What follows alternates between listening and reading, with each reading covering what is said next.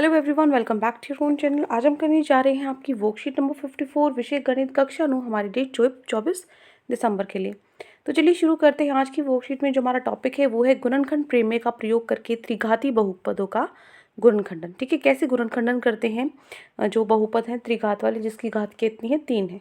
तो सबसे पहले गुणनखंड प्रमेय से होता क्या है, कौन सा है ये प्रमेय, देखो यदि p ऑफ x, ठीक है, घात n ग्रेटर देन 1, मतलब जो घात है, जो पावर है, वो एक से ज़्यादा का बहुपद है और a कोई वास्तविक संख्या है। ठीक है, तो x माइनस ए क्या होगा, p ऑफ x का एक गुणनखंड होगा यदि p ऑफ a 0 होगा। मतलब जब हम a की वैल्यू इसमें रखेंगे और ये पॉलिनॉमियल 0 हो जाता है, ये बहुपद 0 हो जाता है, तो x माइनस ए क्या है, उसका गुणनखंड होगा। ठीक है, और अगर p of a is equal to 0 है यदि x minus A p x का एक गुणनखंड है। देखो ऐसे नहीं समझ में आएगा, पहले एक बार ये पढ़ लेते हैं स्टेप्स, क्वेश्चन से ही समझ में आएंगे सारे स्टेप। ठीक है, लेकिन दिया क्या है रीड कर लेते हैं। गुणनखंड प्रमेय का प्रयोग करके त्रिघाती बहुपदों के गुणनखंडन के चरण। पहला क्या है, बहुपद px ज्ञात करना है आपको। ठीक है, उसके बाद क्या करना है, px में जो अचर पद है उसको ज्ञात करेंगे, उसको देखोगे अचर कौन सा है और उस जो अचर है उसके गुणनखंड क्या है वो निकालने हैं। उदाहरण के लिए जैसे बहुपद है 5x³ minus 5x² minus x plus 6 में अचर पद क्या है, 6 है अचर पद। ठीक है, तो इसके संभावित 6 के क्या होते हैं गुणनखंड, 1 2 3 6 यही होते हैं। सबके आगे प्लस माइनस लगाना है।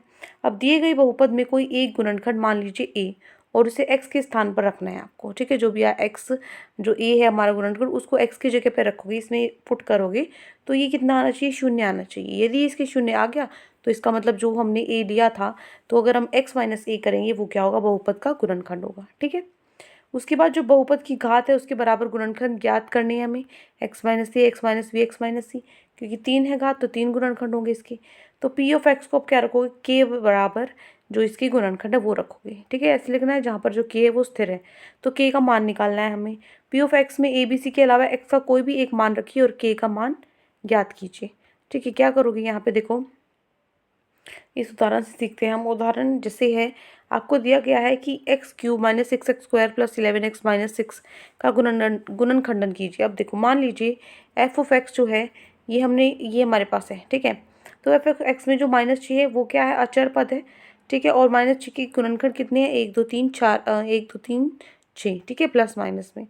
तो अब एक एक करके एक बार x को a रखो, ठीक है ना, मतलब सॉरी a को 1 रखो यहाँ पे। ठीक है, ये देखो x³ minus 6x² plus 11x minus 6 है।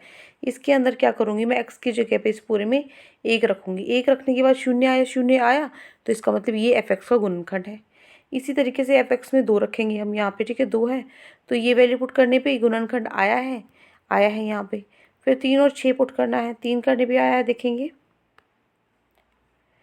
3 करने में भी जो वैल्यू है वो 0 ही आएंगी, तो x माइनस 3 भी इसका गुणनखंड होगा। और जैसे कि हमें पता है कि त्रिघात बहुपद है तो 3 ही घात वाला है, 3 घात है तो 3 ही गुणनखंड होने बहुत चाहिए, जो कि हमारे हो चुके हैं। ठीक है, तो इससे 3 से अधिक रेखीय गुणनखंड नहीं हो सकते। मान लीजिए आपके पास अब ये दिया हुआ कि जो हमारा ये था गुणनखंड क्यों कर रहे थे हम, अब जो हमारे पास बहुपद है ना उसको हम बराबर रखेंगे k गुना में जो भी उसकी गुणनखंड है। तो यहाँ से क्या होगा, f ऑफ x जो है इसकी जगह इसकी वैल्यू पुट करेंगे, जो भी हमारा बहुपद था, जो हमारे गुणनखंड है वो यहाँ पर होंगे। तो यहाँ पे इसमें 0 रख दोगे, दोनों तरफ 0 रखने पर जो हमारी k की वैल्यू ना वो निकाल लोगे। k की वैल्यू निकल गई, यहाँ पे k की वैल्यू 1 आई है हमारे पास, तो इसमें वैल्यू पुट कर दी। ठीक है, वैल्यू पुट करने के बाद हमारा आंसर आ गया, बस सिंपल। ठीक है, तो इस तरीके का क्वेश्चन है। आप देखो नीचे आपको ये दिया हुआ एक ही क्वेश्चन है,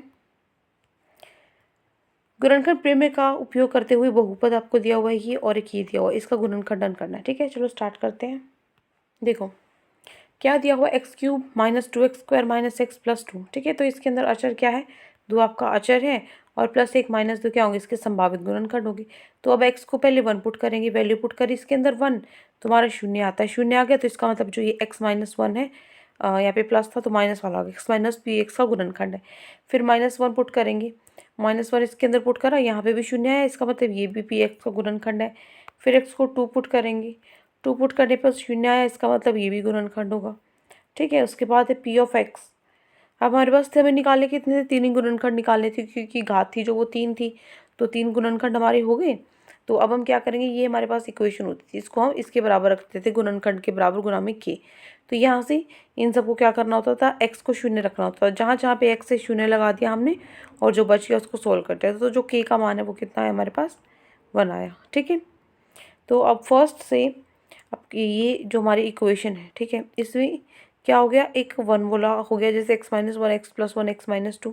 ठीक है, तो ये क्या है हमारे पास, जो 1 है k की वैल्यू है। ठीक है, और जो ये x-1 x-2 ये क्या है, इसके गुणनखंड है, और इधर ये हमारे पास क्या है, हमारा बहुपद है। ठीक है, हो गया फर्स्ट पार्ट। सेकंड पार्ट है x³ - 3x² - 9x - 5। इसके अंदर जो -5 है ये अचर है।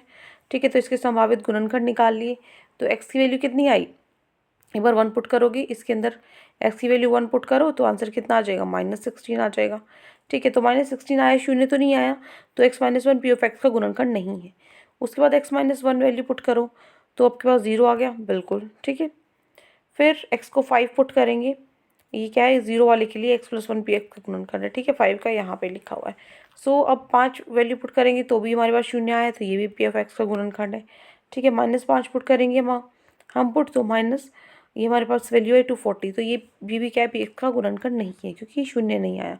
तो अब जो जो शून्य आया था, कौन सा आया था, x+1 x-5, सिर्फ 2 आए थे, लेकिन हमने यहाँ पे 3 लिखे हैं कि हम इसके अकॉर्डिंग लिख सकते हैं। एक मिनट, एक चीज़ देखो, यहाँ पे जो आपके पास बहुपद है उसकी घात कितनी है, 3 है, लेकिन हमारे पास हुए 2 ही हैं गुणनखंड, इसलिए इसको 3 बनाने के लिए इन दोनों में से ही कोई सा रिपीट होगा। ठीक है, कौन सा रिपीट होगा, 5 वाला तो होगा नहीं, क्योंकि 5 को हम करेंगे तो अचर से मैच नहीं होगा, तो क्या होगा हमारे पास, x+1 होगा। ठीक है, तो अब हमने ये हमारे पास जो बहुपद है उसको k गुना में जो उसके गुणनखंड है उनके रख दिया है। तो यहाँ से इसको सबको शून्य करने पर जो k की वैल्यू कितनी आई, 1 आई। ठीक है, तो ये क्या हो जाएगा, फर्स्ट इक्वेशन से हमारा क्वेश्चन सॉल्व हो गया है। आई होप आपको अच्छे से समझ में आ गई। कोई भी डाउट है किसी भी क्वेश्चन में तो कमेंट सेक्शन में आप मुझसे पूछ सकते हैं, और अगर आपको लेक्चर अच्छा लगे तो चैनल को सब्सक्राइब कर सकते हैं, वीडियो को लाइक कर सकते हैं। आज के लिए इतना ही, मिलते हैं नेक्स्ट वीडियो में, चलते हैं, टेक केयर, बाय बाय।